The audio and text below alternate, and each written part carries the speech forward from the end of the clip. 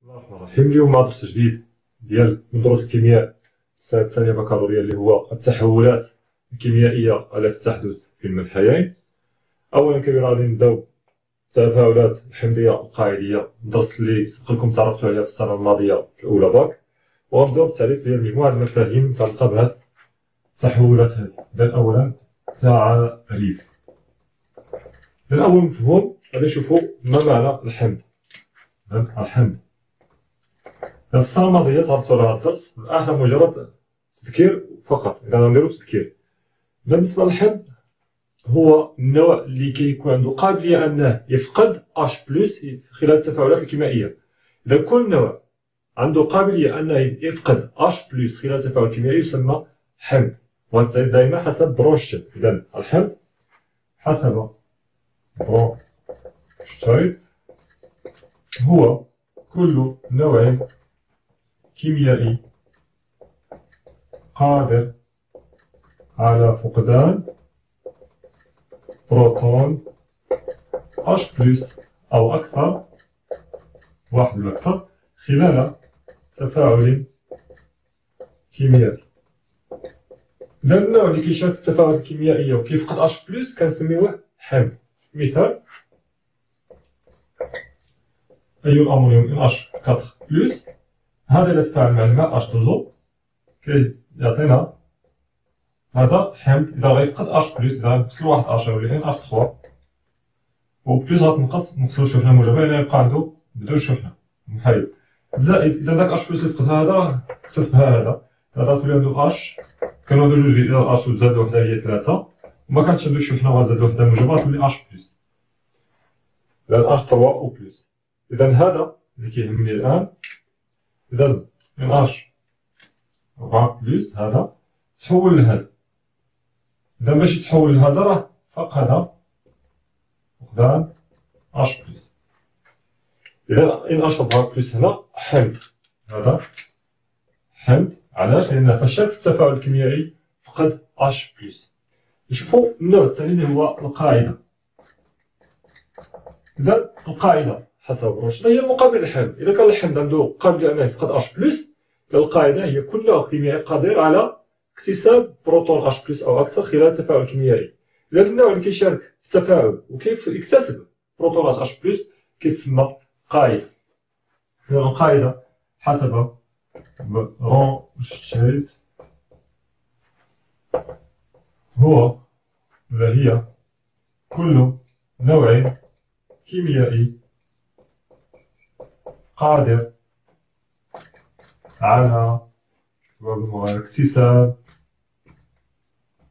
بروتون H+ أو أكثر خلال تفاعل كيميائي.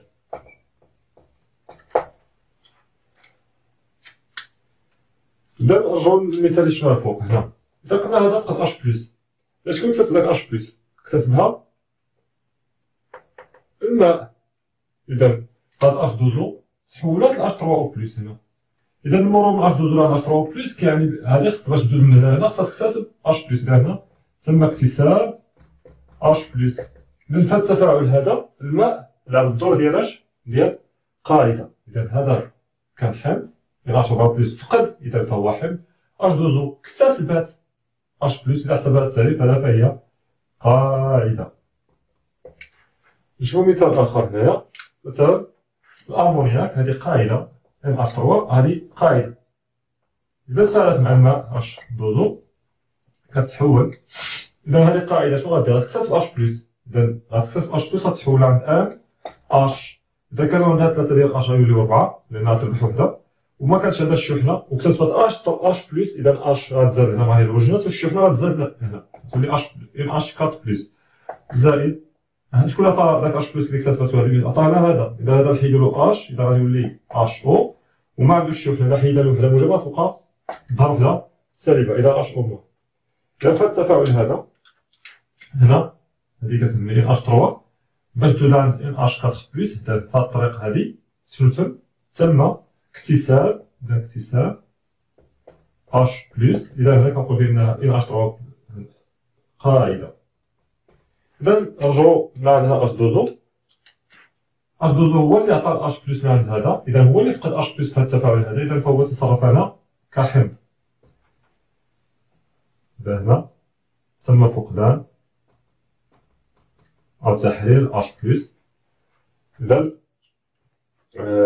اش دوزو تصرف كحمض. اذا باش نضبطو الامور ديالنا، قلنا الحمض هو النوع اللي كيشارك في التفاعل الكيميائي وكيفقد اش بلس. القاعده هي النوع اللي كيشارك في التفاعل الكيميائي وكيكتسب اش بلس. هنا الا لاحظتوا في المثال اللي عطيت كاين واحد النوع الماء في المره الاولى تصرف كقاعده وفي المره الثانيه تصرف كحمض.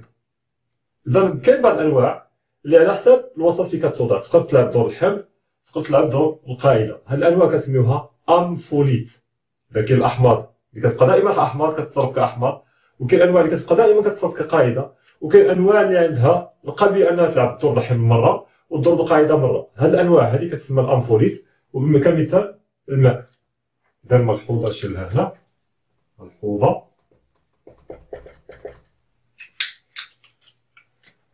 الانواع الكيميائيه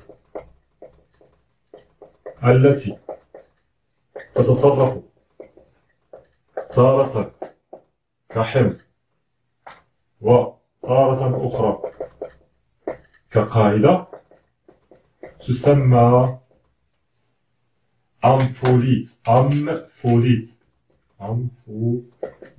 أو أمفوتير. ومثال H12. الآن المفهوم الثالث غادي نشوفوه بعد ما تعرفنا على الحمض والقاعدة. غادي نشوفو مفهوم آخر اللي هو مزدوجة حمض قاعدة. بحال شفنا مزدوجة أكسدة اختزال وأكسيد مختزل، الآن مزدوجة حمض قاعدة. إذا الحمض كيكون في جهة اليسار. إذا مزدوجة حمض قاعدة باش كتكون؟ إذا تتكون بين بأنها غيكون فيها حمض وفيها قاعدة، تتكون من حمض وقاعدة. شنو الشرط خاصو يتوفر في هاد الحمض والقاعدة؟ نلاحظوا هاد المثال الأمثلة اللي عطيت قبيله. فاش تفاعلات NH 4 بلس وفق تفاعل حمض قاعدة، شنو النوع اللي ظهر؟ ظهرت NH 3. المرة الثانية غير تفاعلات NH 3 شكون النوع اللي ظهر؟ NH 4 بلس. إذا هاد جوج الأنواع كنقول عليهم بأنهم مترافقين. اش كاين مترافقين؟ بأن إذا تواجد واحد في واحد الوسط وتفاعل كينتج النوع الآخر. إلا تفاعل واحد كيجي معاه كيظهر النوع الآخر، يعني بحال واحد جايب مع الآخر، غير كيختفي هذا كيظهر بلاصتو الآخر، مترافقين. هاد جوج الأنواع اللي كيكونوا مترافقين هما اللي كيكونوا مزدوجة. إذا تتكون من حمض وقاعدة مرافقة له، يعني كتصاحبوا دائما. إلا بقات تتفاعل كيظهر هي في بلاصتو، ولا إلا تفاعلت هي كيظهر الحمض في بلاصتها. وقاعدة مرافقة له بحيث إذا تفاعل أحدهما وفق تفاعل حمض قاعدة نتج الآخر. إلا تفاعل هذا الحمض كتظهر في الناتج كتبقى القاعدة. إلا تفاعلت القاعدة في الناتج كيتكون هذا الحمض هذا. هذا مثال. إذا بالنسبة لجوج الأنواع اللي قلتها كيكونوا مزدوجة هما NH 4 بلس و NH 3. إذا إلا بغيت شكون فيهم الحمض هو هذا. إذا غنكتب هنا NH 4 بلس في هاد الجهة، وهنا غنكتب NH 3. إذا هادو بجوجهم كيكونوا مزدوجات حمض قاعدة. مثال آخر CH3 CO2H. إذا هذا حمض إيثانويك. شكون القاعدة المرافقة ديالو؟ القاعدة المرافقة ديالو كتشبهلو، فقط نحيدولو H، لأن هي غتكون ناقصة عليه ب H، ومع الشحنة غنديرو الشحنة سالبة، لأن نحيدولو H والشحنة موجبة. CH3 CO2. مادام أنا مكانش عندنا الشحنة ظهر لنا موان ماشي بلس، لأن غنحيدولو H بلس، غنحيدولو H بلس نقصوها منو، هادي نحيدو هادي. إذا شنو غتبقى؟ نحيدو H هي هادي، وهنا مكانش عندو الشحنة. إلا حيدنا له الشحنة موجبة غنضرب بلاصتها شحنة سالبة. الآن غادي نتحدثوا على التفاعلات الحمضية القاعدية. إذا التفاعل الحمضي القاعدي هو تفاعلات ما بين حمض وما بين قاعدة. إذا الحمض شنو كيدير؟ الحمض إلا شارك في التفاعل كيفقد H بلس، والقاعدة إلا شاركت في التفاعل كتكتسب H بلس. الا غير غادي يتفاعل الحمض مع قاعده، اش غيدير الحمض؟ غيفقد اش بلس، داك اش بلس اللي تفقدو غتكتسبو داك القاعده اللي كتفاعل معاه. اذا بكل بساطه في التفاعل حمض قاعده كيتم تبادل اش بلس بين حمض مزدوجه وقاعده مزدوجه اخرى. اذا بكل بساطه تفاعل حمض قاعده هو تفاعل يتم خلاله تبادل اش بلس بين حمض مزدوجه وقاعده مزدوجه اخرى. نكتبو التعريف ديالنا هنا.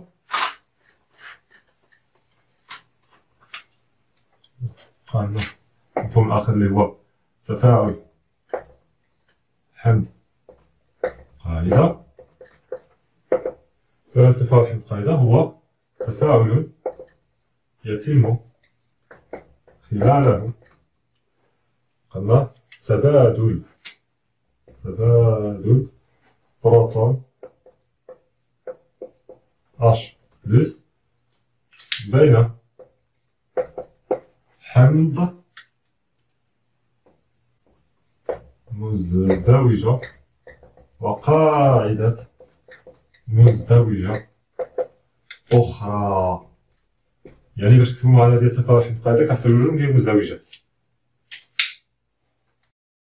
الثانية الصغيرة غادي نشوفو واحد المفهوم اللي هو pH محلول مائي. pH محلول مائي.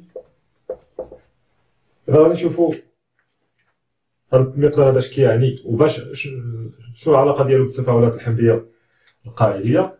دابا بالنسبة للبي اش أول حاجة غنقلها ليها مزيان. بي اش كنجيبوه باش نعبرو على التركيز ديال أيونات H3O+. بي اش ديال المحلول المائي هو واحد المقدار اللي كيعبر على التركيز ديال أيونات H3O+. إذا بي اش عندو علاقة وطيدة ولا هو المقدار اللي كيعبر لي على التركيز ديال من؟ ديال أيونات H3O+. صافي هذه الأولى. ثاني حاجة بي اش مقدار بدون وحدة، ما عندوش وحدة.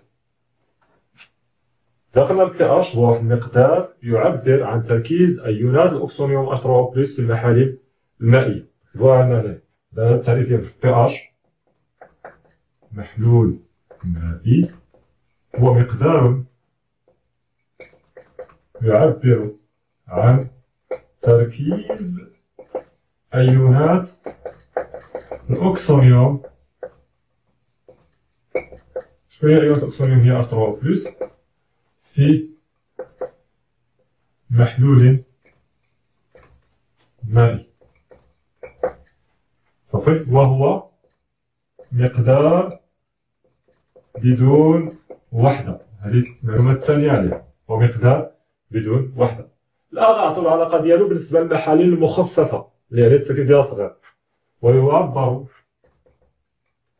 عنه بالنسبة للمحاليل المائية المخففة بالعلاقة التالية. هاد العلاقة تكون مهمة بزاف. كتاخد العلاقة كتقول بأن البي اش ديال المحلول كيساوي ناقص لوغ، هادي الدالة اللوغاريتم العشري راه عندكم في الآلة الحاسبة ماشي ال ان بحال اللي شفنا في قانون التناقص الإشعاعي. لا، هادي الدالة اللوغاريتم العشري خصها تاخد في الآلة الحاسبة ال او جي لوغ ال او جي ديال اش؟ ديال تركيز H3O+. إذا انتبه معايا مزيان بأن هذا الرمز اللي عندي هنا. إذا هذا الرمز هذا الرمز كذا في علاقة ولا في تعبير بي اش، في تعبير بي اش راه ما كيساويش التركيز، ماشي هو التركيز. هذا بوحدو، هذا الرمز هذا في الحالة العامة قلت بالنسبة لنا في الكيمياء فاش نشوفو هذا الرمز هذا مباشرة كنفهم فيه بأن التركيز ديال H3O+. هذا هو الحالة العامة ديالو. لكن في هذه العلاقة ديال بي اش هذا كيعني غير عدد مساوي لتركيز H3O+. مزيان. إذا هذا قلت في الحالة العامة راه هو تركيز H3O+، التركيز ديال H3O+. ولكن في هذه العلاقة هذه ما كيعنيش التركيز، لأن أنا سميتو التركيز خصني ندخلو بالوحدة، وبالتالي البي اش غتولي عنده الوحدة. لا، هذا فقط في هذه العلاقه كيقول لك هذا هو واحد العدد كيساوي التركيز ديال اش 3 بلس، يعني كنمشي لعند التركيز اش 3 بلس وكناخذ غير العدد غير القيمه الوحده ما كنجيبهاش. في هذيك في تعبير بي اش هو عدد مساوي لتركيز ايونات اش 3 بلس عندما يكون معبرا عنها بالمول لتر موانزة. يعني باش تفهموا شنو كنقصد، قلنا إلا كان درنا الحسابات ديالنا وقينا بأن التركيز ديال اش 3 بلس في المحلول هو مثلا 10 أس ناقص 2 مول لتر موانزة. صافي.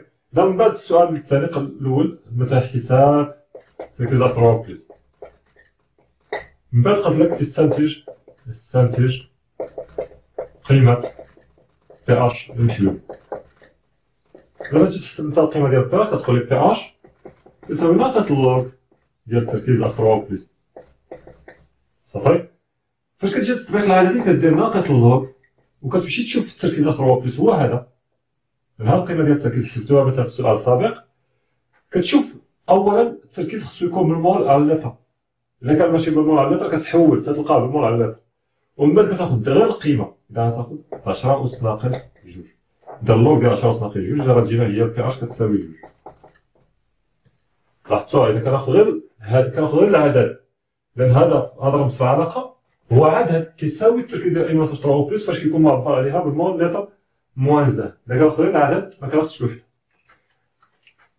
الآن إلا كان عندكم التركيز ديال اش 3 بلس كتقدروا تحدوا البي اش، أمر بسيط من خلال العلاقة.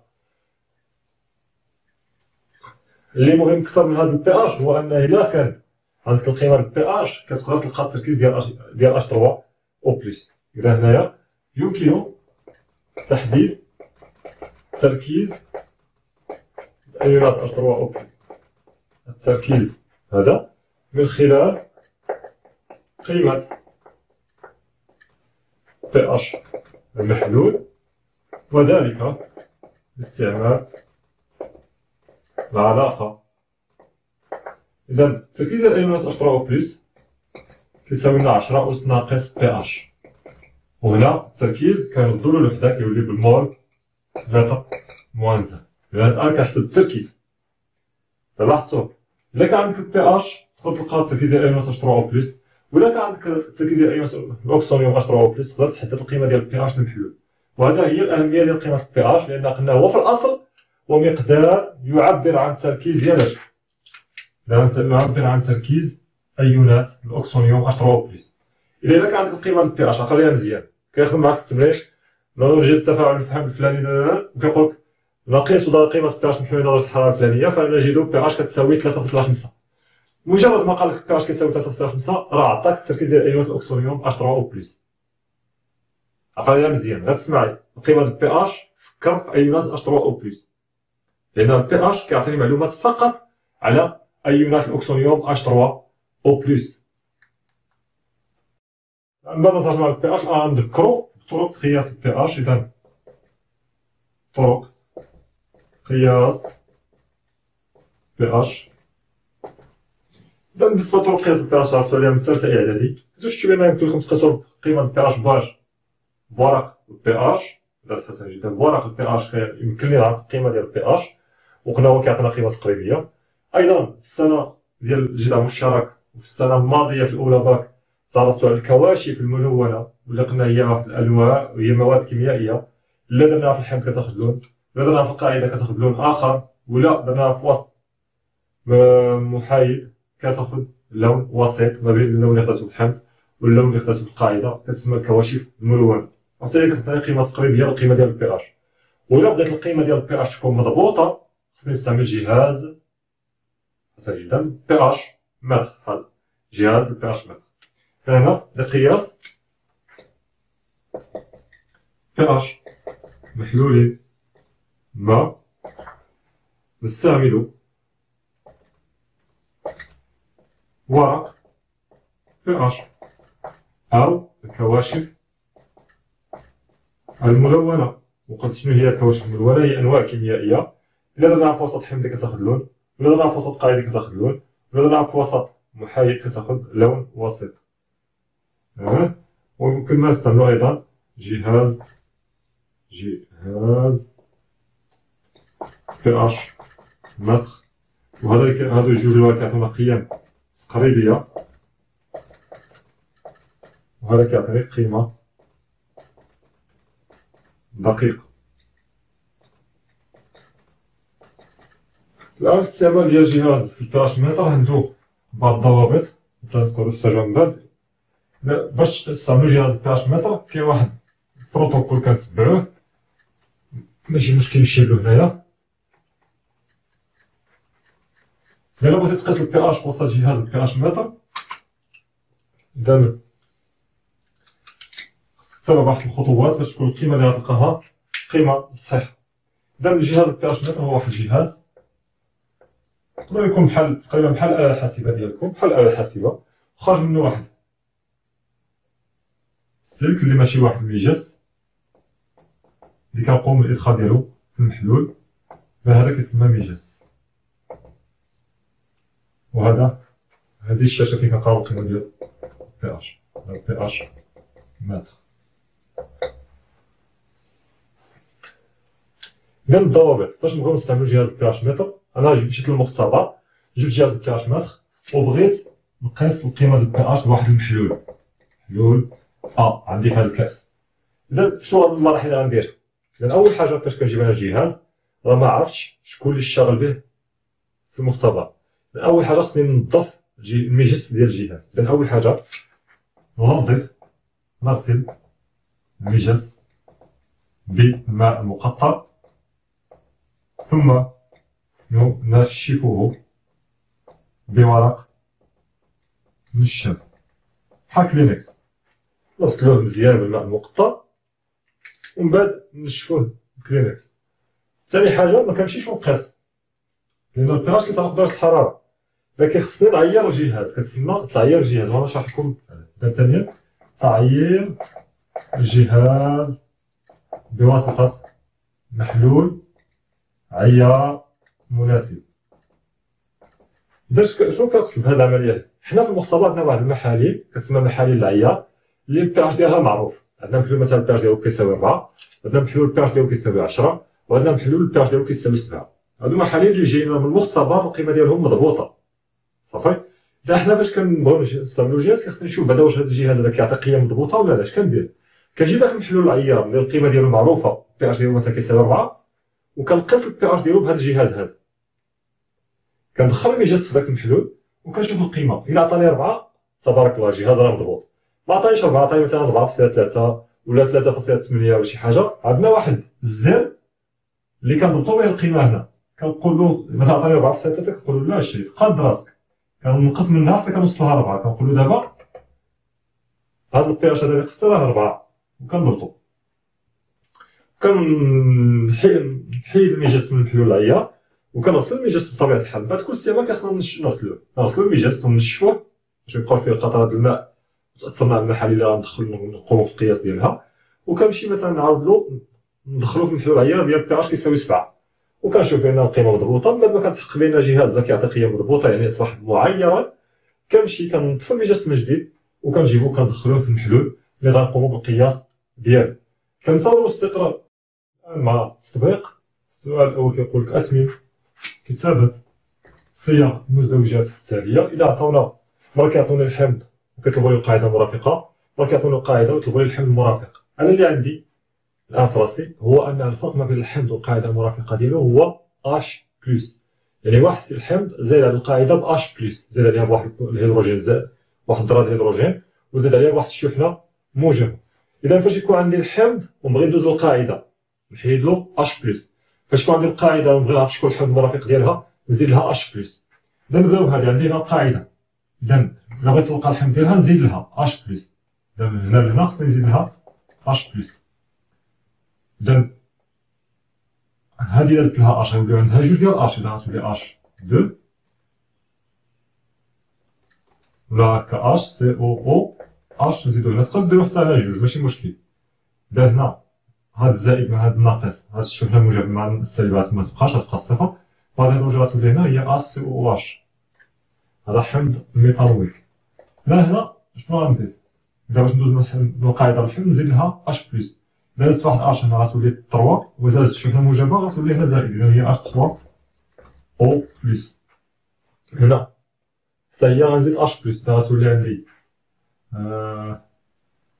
HPO4. إذا ثلاثة شحن سالبة نزيدهم وحدة موجبة يوليو جوج سالبين، 2-. HPO4 2-. إذا هنا هذا عندنا هنا الحمض، باش ندوزو للقاعدة خصنا نحيدو H+، إذا غيولي Rn. إذا هاد البلوس مغتبقاش، وهاد الهيدروجينات غنقصو وحدة، إذا يبقاو جوج H2، والبلوس مغتبقاش. هذا نفس الشيء، إذا نحيدو H ونحيدو الشحنة الموجبة، إذا حيدتو H غتبقى ClO. مادام أنا معندوش شحنة، إلا حيدتي الوحدة الموجبة غتظهر في بلاصتها وحدة سالبة، إذا هنا ClO-. نفس الشيء هنا، هذا عندك القاعدة باش تلقى الحمض زيد لها H+، إذا غتولي H2O، والشحنة بلس هاد السالبة نزيد لها وحدة موجبة غتولي مكايناش، إذا هي H2. إذا هنا باش ندوز من الحمض للقاعدة نحيد H+، إذا نحيدو هاد H ونحيدو الشحنة الموجبة، إذا نحيدو H غتبقى عندي CO3. هنا معنديش شحنة موجبة باش نقص منهم، هادي شحنة سالبة. إذا حيدت واحد الموجبة غتظهر واحدة أخرى سالبة، إذا غنوليو عندنا جوج ديال السالبين، 2-. وكان عندي الموجب 3+، كنحيد وحدة يبقاو 2+. وكان عندي السالبة وزدت حيدت وحدة أخرى موجبة غتبقى تظهر بلاصة غتظهر وحدة سالبة، يعني غنوليو عندي جوج سالبين. هنا HCO3-، إذا نزيد لها H+، إذا غتولي هي H2CO3، وهاد الموا غتمشي مع داك البلوس اللي غنزيدو.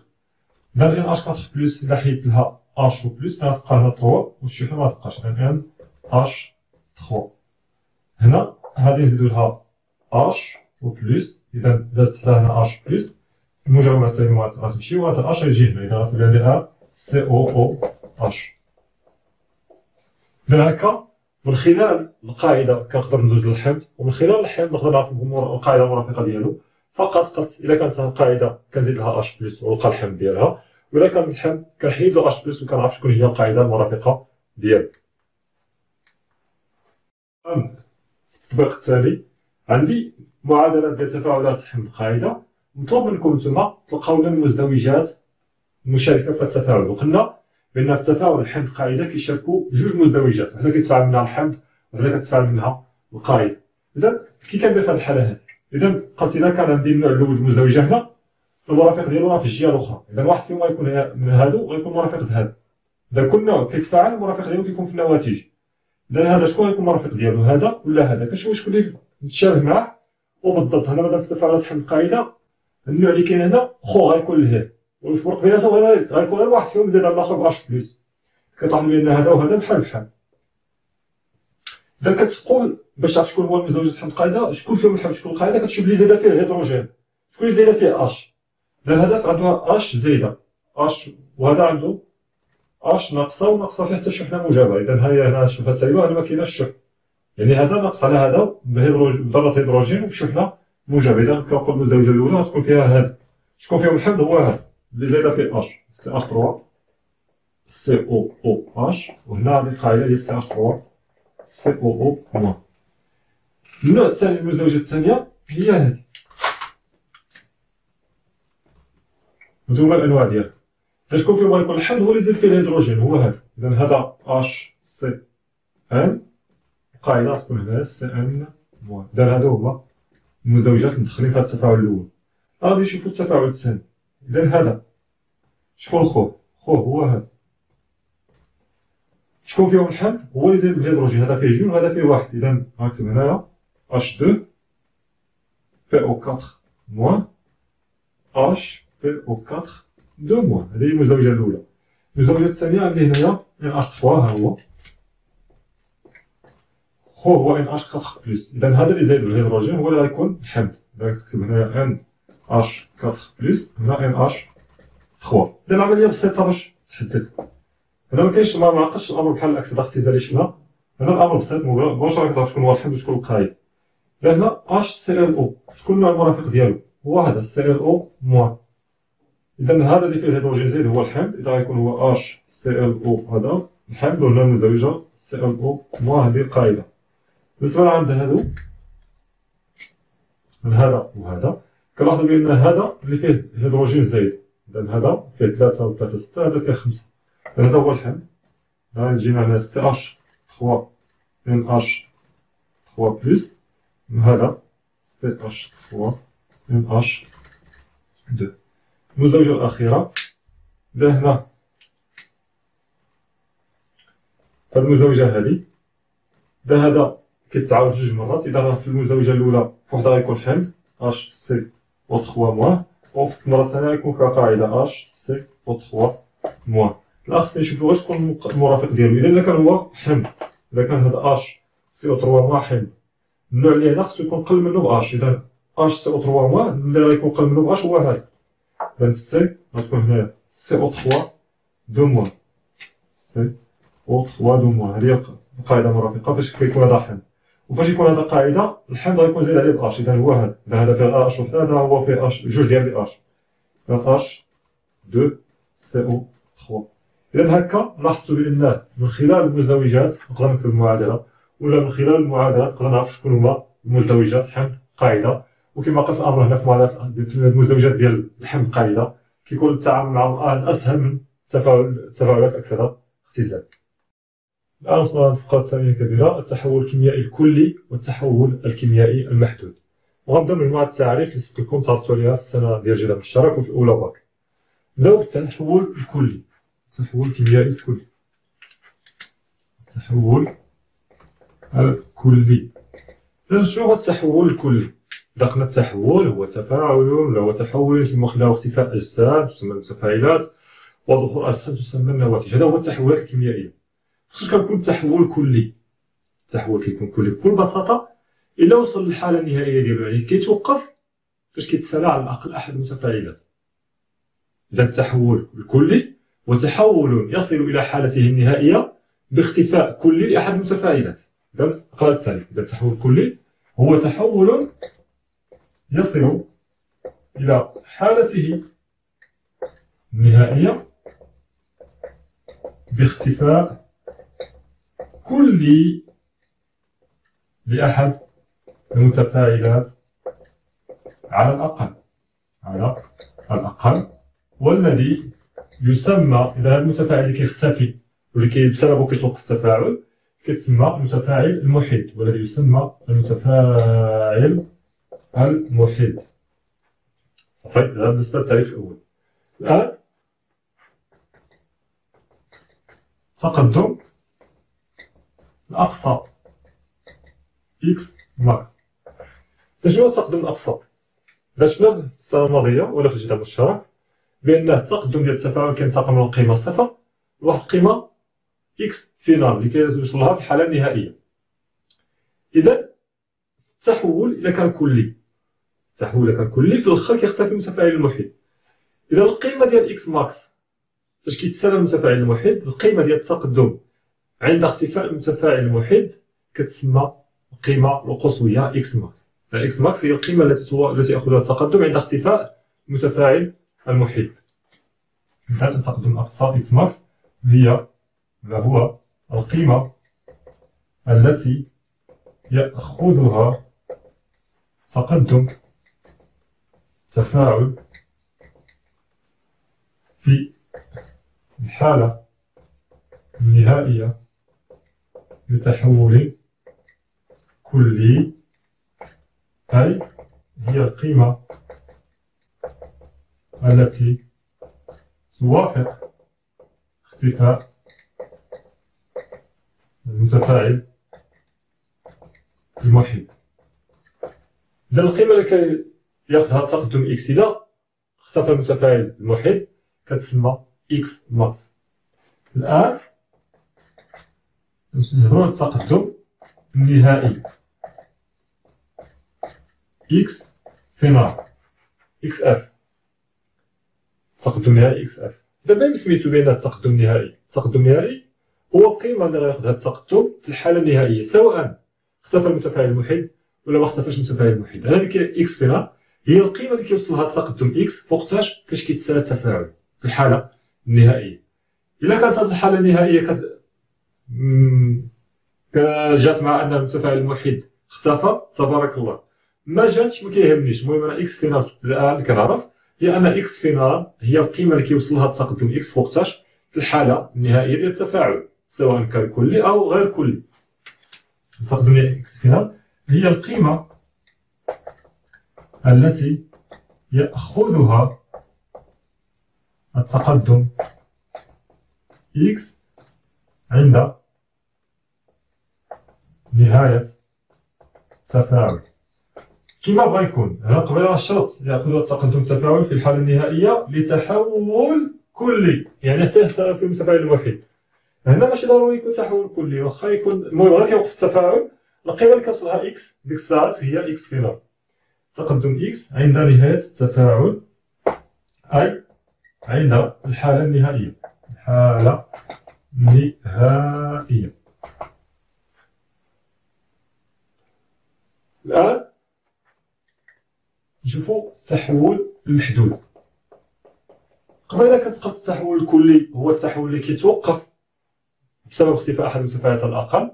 التحول المحدود غيكون العكس، يعني هو تحول اللي يقدر يتوقف بلا ما يختفي اي متفاعل، يعني التحول اللي كيتوقف كيوصل للحاله النهائيه دون اختفاء اي متفاعل كنقولوا عليه تفاعل محدود. فالتحول المحدود هو تحول يصل الى حالته النهائيه، دون اختفاء أي متفاعل، دون اختفاء كلي بطبيعة الحال، المهم كينقصوا دون اختفاء كلي لأي متفاعل. هنا هذه مجموعة ديال التعاريف غنحاولوا نستمروا في الفقرة الموالية. ثانيا صغيرة غادي نشوفوا نسبة التقدم النهائي. هنا غنرجع نذكر التقدم النهائي قلنا هو اكس فينال، وقلنا هي القيمه اللي كياخذها التقدم اكس فاش كيتوقف التفاعل. كيهمنيش التفاعل واش كلي واش اختفى المتفاعل الوحيد ولا ما هاديش، مجرد التفاعل وصل للحاله النهائيه كنشوف القيمه ديال اكس في هذه الحاله هي اكس فينال. شفنا التقدم الاقصى اللي هو اكس ماكس. هذا التقدم الاقصى اكس ماكس شنو هو؟ هو القيمه ديال التقدم في الحاله النهائيه، ولكن حتى كيختفي المتفاعل الوحيد. يعني فاش كيختفي المتفاعل الوحيد، الا اختفى المتفاعل الوحيد شحال القيمه اللي غتكون ديك الساعات غياخذها اكس ماكس، يعني اقصى قيمه يقدر يوصلها اكس ماكس. شفنا التحول الكلي. إذا التحول الكلي قلنا فاش كيتوقف عند اختفاء احد المتفاعلات. اذا اكس فينال ديال اكس فينال فاش غيتسالى التفاعل غتكون كتساوي اكس ماكس. التحول الكلي اكس فينال كتكون كتساوي اكس ماكس. علاش غنمشي هاد التعاريف غير الفرق. التحول الكلي هو التحول اللي كيوصل للحاله النهائيه ديالو باختفاء احد المتفاعلات. اذا جيت الاكس فينال هي القيمه اللي كياخذها التفاعل فاش كيوصل للحاله النهائيه. اذا التحول الكلي كيوصل للحاله النهائيه ديالو كتكون القيمه هي اكس فينال، ولكن التحول الكلي كيوصل للحاله النهائيه وكيختفي المتفاعل الوحيد. شنو قلنا القيمه اللي ياخذها اكس فاش كيوصل التفاعل للحاله النهائيه ديالو وكيختفي المتفاعل الوحيد، هي اللي شفناها قبيله سميناها اكس ماكس. اذا التحول الكلي كيكون اكس فينال هو اكس ماكس، كيكونوا متساويين. بالنسبه للتحول المحدود، اكس فينال القيمه اللي كيوصل لها التقدم في الحاله النهائيه كتكون قل من داك القيمه ديال اكس ماكس، لان التحول كيوقف قبل ما يختفي المتفاعل المحيط. باش نعبروا على هاد المقادير هذه دخلنا واحد المقدار كيسمى نسبه التقدم النهائي، اللي من خلاله غنبقاو نعرفوا واش التحول كلي ولا محدود. اذا المقدار طو كيساوي لنا اكس فينال على اكس ماكس يسمى نسبه التقدم النهائي للتفاعل. الآن عندنا جوج حالات. إلا مشينا للتحول المحدود الكلي، بالنسبة للتحول الكلي قلنا إكس فينال و إكس ماكس كيكونوا دايرين متساويين. إذا إكس فينال على إكس ماكس شحال غتكون كتساوي واحد. إذا في هذه الحالة التحول الكلي كتكون نسبة التقدم النهائي طو كتساوي واحد. بالنسبة للتحول المحدود، إذا إكس فينال غتكون أصغر من إكس ماكس. إذا غندير إكس فينال على إكس ماكس غتبقى أصغر من واحد، إكس فينال على إكس ماكس غتكون أصغر من واحد. بالنسبة للتحول المحدود طو كتكون عندنا أصغر من واحد، وبطبيعة الحال أكبر من صفر، لأن أصغر القيمة ديال إكس يخلو التفاعل كاع ميوقعش، إكس فينال غتكون كتساوي صفر. إذا طو تساوي صفر على إكس ماكس هي صفر. إذا طو أكبر من أو يساوي صفر وأصغر من واحد، في هذه الحالة هذه كيكون التحول محدود. وإلا كانت طو كتساوي واحد كيكون التحول كلي. إذا هذا المقدار هذا كيتسمى نسبة التقدم النهائي، ومن خلاله كنحددو واش التحول كلي أو. في الفقرة السابقة تعرفنا على التحولات الكلية والتحولات المحدودة، وقلنا بأن التحولات الكلية هي التحولات اللي كتوصل للحالة النهائية وكيختفي المتفاعل المحيط. عفوا.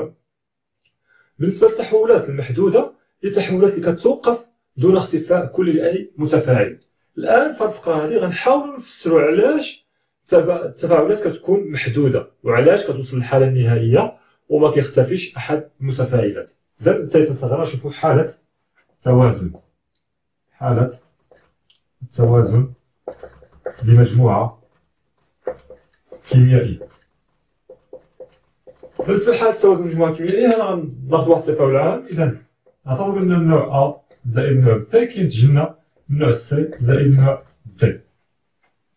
هذا معادلة كيميائية عامة.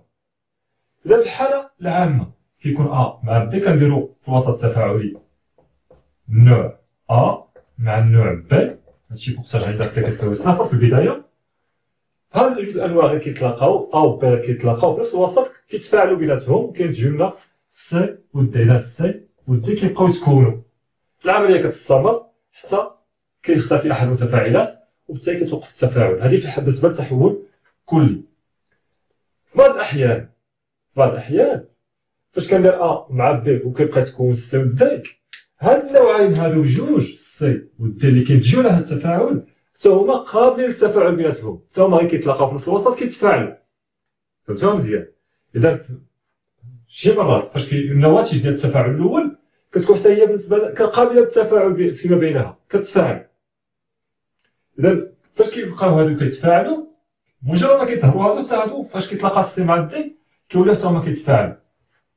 وأكثر من هذا هو أنه فاش كيتفاعلوا النواتج اللي كيعطوني هاد السي و دي فاش كيتفاعلوا النواتج اللي غيعطوني كيعطوني هادو أ و ب كيرجعوا يردوا لي هادو. فشنو كيوقع؟ التفاعل الأول كيعطينا أ و ب كيعطينا السي و دي، داك السي و دي راسهم اللي كينتجوا على التفاعل الأول حتى هما كيتفاعلوا بيناتهم وكيرجعوا يعطوني أ و ب. صافي؟ إذا هذا اللي كيخلي بأن المجموعة توصل للحالة النهائية دون اختفاء أي متفاعل. إذا السبب ديال أن التحول كيكون محدود هو أنه كيكون عندي جوج تفاعلات معكوسين، ولا عندي تفاعل كيحدث في المنحيين معا. عندي جوج في نفس الوقت التفاعل كيمشي في المنحى المباشر، إذا هذا اللي كنعرفوه قديم كيتسمى المنحى المباشر، وهذا كيتسمى المنحى المعاكس. إذا في اللحظة فاش كتستقر كمية المادة، إذا في الحالة النهائية كتبقى عندي أ و ب و سي و د كلهم كاينين في المجموعة بنسب تتواجد الأنواع أ و ب و سي و د بنسب ثابتة. إذا الحالة النهائية أو حالة التوازن، إذا عقلنا مزيان حالة التوازن، شنو هي حالة التوازن؟ هي الحالة النهائية ديال التحول المحدود. الحالة النهائية حالة التوازن هي الحالة النهائية لتحول محدود. وباش كتميز حيث تتواجد المتفاعلات والنواتج معا بنسب ثابتة. حيث تتواجد متفاعلات والنواتج معا بنسب ثابتة. إذا هنا ملحوظة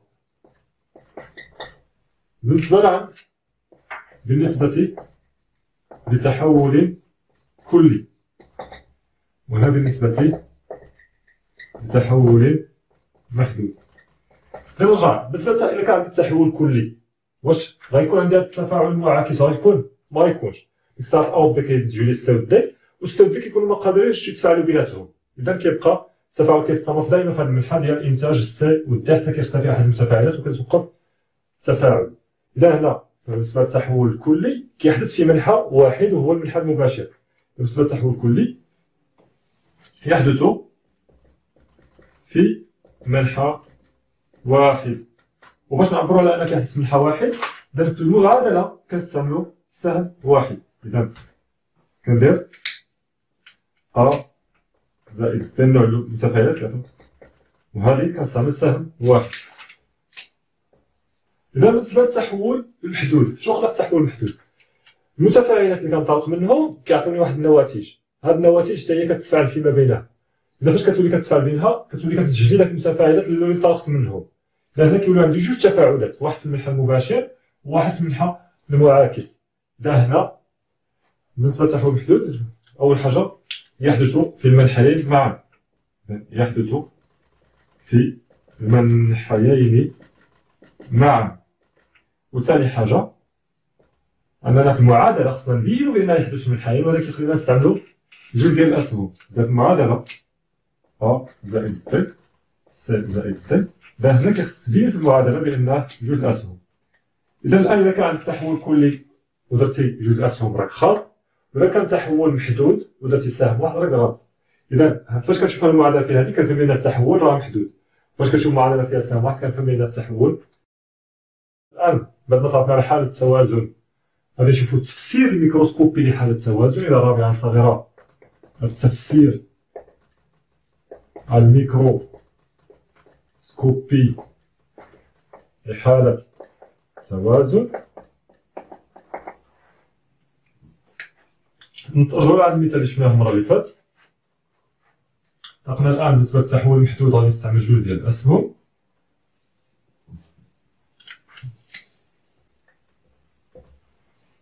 إذا هذا المنحى المباشر نسميه واحد وهذا المنحى المعاكس نسميه اثنان. باش قلنا باش التحول المحدود لأنه كيحدث في المنحيين معا.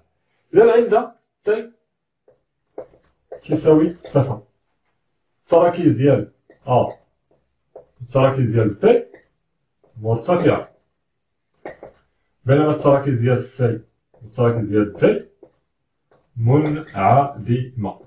في البداية هادشي عند تي كيساوي صفر. صافي.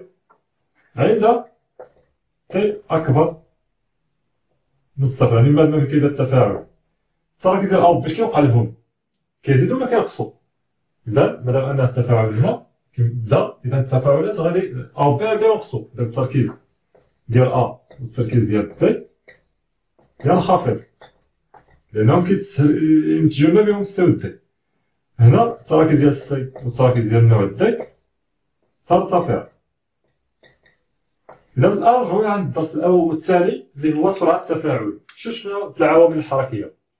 إذا العوامل الحركية كتعلق بتركيز المتفاعلات. إذا كل ما كان تركيز المتفاعلات كبير كل ما كتكون سرعة التفاعل أكبر، وكل ما انخفض التركيز كل ما كتنخفض السرعة. إذا في البداية عندي التفاعل هادو نشطات وهادو منعدمين. إذا في البداية عندي التركيز هادو مرتفع، إذا نقدرو نقولو بأن السرعة في واحد ديال التفاعل الأول، إذا السرعة باش تمشي هاد التفاعل هذا في هاد المنحى كبيرة. علاش؟ لأن التراكيز ديال المتفاعلات مرتفعة. إذا في واحد مرتفعة. صافي. بالنسبة لعند هادو في الأول التركيز ديالهم كيساوي صفر، إذا السرعة منعدمة. إذا في جوج السرعة ديال التفاعل اللي جاي من هنا منعدمة. خلال التفاعل شنو قلنا؟ التراكيز هاد أ و بي شنو كيوقع لهم؟ كتقلال، والتراكيز السي و دي كتزيد. إذا كان التركيز هاد أ و بي كيقلال شنو غيوقع لسرعة التفاعل الأول؟ غتبقى تنخفض. إذا مع مرور الزمن في واحد تنخفض و في اثنان تنصافي. علاش؟ لأن التركيز ديال السي و دي كيزيد، إذا سرعة التفاعل الثانية غتبقى ترتفع. إذا مع مرور الزمن في واحد كتقلال و في اثنان كتزيد. إذا غتجي واحد اللحظة فين غادي يتساواو، تولي في واحد كتساوي في اثنان. إذا عند لحظة ما سيصبح في واحد سرعة التفاعل في المنحى المباشر كتساوي لنا سرعة التفاعل في المنحى المعاكس. إذا في هذه الحالة هذه كاين سرعة التفاعل في المحل المباشر كتساوي سرعة التفاعل في المحل المعاكس. يعني إذا كان التفاعل مثلا كيستهلك 100 ديال أ و ب، هاد التفاعل الآخر كينتج 100 ديال أ و ب، كاينين نفس السرعة. داكشي اللي كيمشي من هنا كيتصاوب بهاد الطريقة هادي. إذا الحسابية أنا كنكون كندير المعايرة مثلا وكنقيس، واش غنبقى نلقى شي تغيير، واش غنلقى مثلا غنبقى نلقاها كتنقص. مثلا عندي 1000 كنلقى 1000 ديال أ صافي. إذا التفاعل الأول كيستهلك 50 مباشرة، التفاعل الثاني كيرد 50. هادشي اللي داخل في المجموعة. أنا اللي كنعبر في المجموعة كندير قياسات مثلا بي اش ولا شي حاجة مواصلة ولا شي، واش غنبقى نلقى بأن هاد أ كتتغير؟ ما كنلقاها بأنها ما كتغيرش، لأنه دائما 1000 غتبقى هي 1000. التفاعل الأول كيدي 50، التفاعل الآخر في نفس اللحظة كيرد 50، التفاعل الثانية في نفس اللحظة كيرد لنا 100. إذا أنا اللي كنخدم على داك المجموعة كنلقى بأن القيمات تبقى ثابتة. كنقول بأن التحول توقف ظاهريا، هادشي الفوق عيانيا. يعني الناس اللي خدامين في المختبرات التجربة كيقولوا بأن المجموعة وصلت للحالة النهائية. علاش؟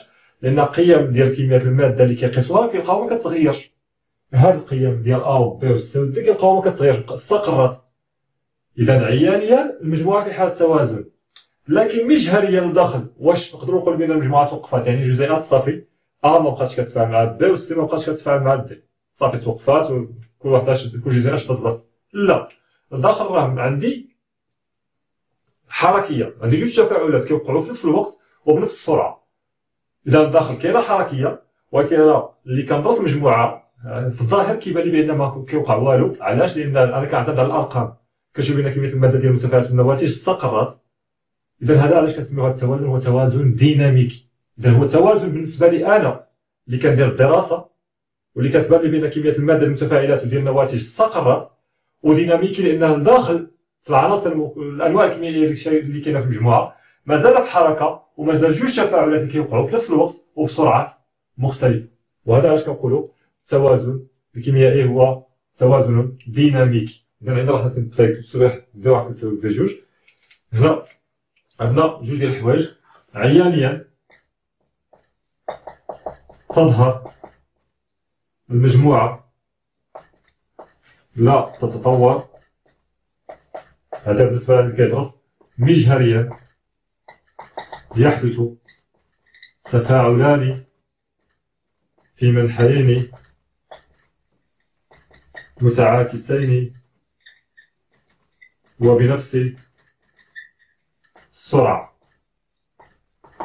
إذا شنو كنقولو؟ نقولو هنايا نقولو بأن هذا شنو كنسجلو التوازن الكيميائي. هذا اللي كنقولو بأن التوازن الكيميائي توازن ديناميكي. إذا هو توازن بالنسبة لعند اللي كيدير الدراسة، ولكن في داخل المجموعة ما زالت هناك ديناميكية وحركة، حيث أن هناك تفاعلان يحدثان في منحيين متعاكسان وبنفس السرعة. بسم الله الرحمن الرحيم. الآن بعد ما انتهينا من الدرس ديال التحولات الكيميائية التي تحدث في المنحيين، الآن غنعطيكم واحد المنهجية ولا واحد الخطة باش غادي تدرسوا التفاعل ديال الحمض مع الماء عن طريق البي اش. يعني هذه الخطة هذه من بعد غيبقى تغيروا فيها غير نوع الحمض والتطبيقات العددية. المراحل ديال الدراسة تعاود كما هي، حاولوا تركزوا عليها وضبطوها مزيان، لأن هادشي غتلقاو في الامتحان الوطني ولا في الفروض المحروسة ولا في باقي التمارين كما غتشوفوا من بعد.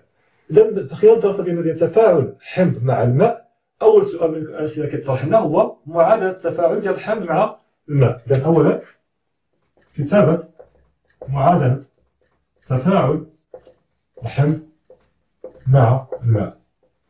عندنا الحمض هو اش ا. إذا كنكتب المعادلة ديالي كنطرق من المتفاعل. إذا اش ا هو الحمض، كنزيد له المتفاعل الثاني اللي هو الماء اش 2 او. كندير الأسهم ديالي الآن لأن التحولات اللي كندرسوها هي تحولات غالبا محدودة، لأن في هذا الجزء كنركزو التحولات محدودة. هنا هذا اش ا هو الحمض. إذا غنحيد له واحد اش وندير له شحنة سالبة، إذا ا موال زائد هاد اش 2 نزيد لها اش بلس اللي غتولي هي اش 3 او بلس. إذا هذه هي المعادلة ديال التفاعل ديال الحمض اش ا مع الماء. من بعد السؤال الثاني كيطلبوك الجدول الوصفي. إذا ثانيا إنشاء الجدول الوصفي. بالنسبه للجدول الوصفي هو الامر ديالو بسيط، قلت لكم صرفتو عليه. دار 5 ديال السطور افقيا، كندير 5 ديال السطور افقيا، 1 2 3 4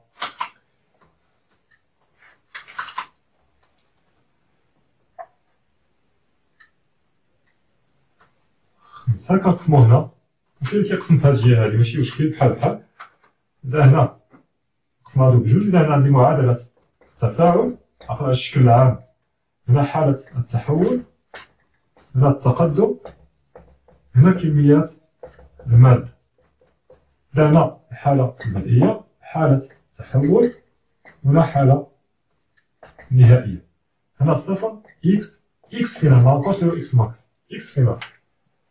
إذا هنا كتكون معادلة التفاعل اش ا زائد اش دوزو كتعطيني ا موان زائد اش تخوا او بليس. من بعد كنقسم هاد الخانات هادي مع الزائد ومع الاسهم. إذا كنقسم هنا مع الزائد، كنقسم مع السهم المرة الأولى، ونعاود نقسم المرة الثانية باش كنفصل المتفاعلات عن النواتج، وكنقسم مع الزائد. إذا هكا أصبحت كل نوع عندو خانة ديالو خاصة به في حالة معينة. كل نوع عندو خانة ديالو خاصة به في حالة معينة، في حالة بدئية، في حالة تحول، في حالة نهائية. كنبدا البداية ديالي. إذا هذا إن إي ديال اش ا، الماء كنديرولو وافر. علاش؟ لأن المحاليل اللي خدامين بها هنا هي محاليل مائية، ولكن في الدورة الثانية فاش غندخلو للأسطرة والحلماء، تما الماء كنتعامل معاه كأي متفاعل ولا كأي ناتج، مغنبقاوش نديرولو وافر. إذا هنا في البداية هادو صفر. داخل التفاعل هادو المتفاعلات كينقصو اش ا ناقص المعامل اللي عندك هنا هو 1 مضروب في اكس. إذا معندناش غنضربو في اكس، إذا الماء وافر. إذا هنا عندي اكس لأن المعامل هنا 1 وهنا 1، إذا هنا اكس. إذا هنا إن إي ديال اش ا ناقص اكس فينال، إذا هنا اكس فينال وهنا اكس فينال. إذا ملي كنصوبو الجدول الوصفي عندكم جوج الأسئلة، إما يطلبوك تحسب اكس فينال بوحدها و اكس ماكس بوحدها وعاد تستنتج أو يطلبوك طو بطريقة مباشرة، وديك الساعة تحسب انت غتحتاج تحسب اكس فينال و اكس ماكس وتعوض في طو. حنا غادي نعلمكم كيفاش ديرو تحسبو اكس فينال، كيفاش ديرو تحسبو اكس ماكس، وكيفاش توصلوا عند طو. إذا نبداو 3. تحديد اكس ماكس. بالنسبة لاكس ماكس ما عنده علاقة لا بالجدول الوصفي لا بحتى شي حاجة. اكس ماكس عنده علاقة بالمتفاعل المحيط، إلا عاقلين في الدرس. قالت اكس ماكس هي القيمة اللي كياخدها التقدم اكس فاش كيوصل المتفاعل، فاش كيختفي المتفاعل المحيط. إذا شنو كنديرو؟ عقل عليها مزيان. بكل بساطة اكس ماكس كتحدد شكون هو المتفاعل المحيط هادو. إذا الماء وافر، إذا هذا هو المحيط. إذا بما أن اش ا هو المتفاعل المحيط، فإن مباشرة اكس ماكس كتساوي لنا كمية المادة البدئية ديالو مقسومة على المعامل اللي عنده هنا، كتساوي لنا ان اي ديال اش ا مقسومة على المعامل اللي هو 1. إذا هنا غالبا كيكون عاطيكم التركيز، إذا هنا يساوي لنا السي في في. إذا اكس ماكس كتساوي السي في في. الآن التحديد ديال اكس فينال، تحديد اكس فينال. إذا اكس فينال ما كنلقاوه غير في الجدول الوصفي، إذا ضروري خصك دير الجدول الوصفي باش تلقى اكس فينال. اكس فينال في عمرنا شفناه؟ ما عمرنا شفناه. باقي اكس ماكس قلنا بأن عنده علاقة بالمتفاعل المحيط، ولكن اكس فينال هو كيكون مكتوب في الجدول الوصفي وبالضبط في الحالة النهائية. إذا هنا تحديد اكس فينال، بما أننا كندرسوه باش كندرسو بالبي اش. إذا قلنا البي اش غتسمع بي اش، ركز على اش 3 او بلس، عندك معلومات على اش 3 او بلس. كتجي لهنا بما أننا كندرسو البي اش كتجي كتركز على اش 3 او بلس وكتمشي للحالة النهائية لأن هي اللي فيها اكس فينال. إذا اكس فينال كاينة في الحالة النهائية و اش 3 او بلس عندها علاقة بالبي اش. إذا كنحاول نربط هادو بجوج، إذا الاكس فينال هو مكتوب في هاد الخانة هادي، هاد الخانة هادي ديال من؟ ديال اش 3 او بلس. إذا قلنا كل خانة هنا مكتوب فيها كميات المادة، إذا هاد الشيء مكتوب هنا راه كميات المادة. إذا هاد الشيء مكتوب هنا راه كيكتب كميات المادة ديال من هاد النوع هذا في الحالة النهائية. إذا الإكس فينال راه هي إن فينال ديال اش 3 او بلس. غنكتبها عندي هنا من خلال الجدول الوصفي. لدينا إكس فينال راه هي إن فينال ديال اش 3 او بلس. إذا صافي هادي مشات من الجدول الوصفي. اكس فينال هي كميه الماده النهائيه H3O+، صافي. و كميه الماده هي التركيز في الحجم، اذا هي التركيز ديال H3O+ فينال في في. والتركيز ديال H3O+ قلنا عندكم الا كان عندك البي اش راه عندك تركيز H3O+، اذا هو 10 أس ناقص بي اش في في. هذا هو اكس فينال. هاد المعطيات غتكون عندكم في الدرس. اذا الان قدنا القيمه ديال طو، نمسح هاد الجهه.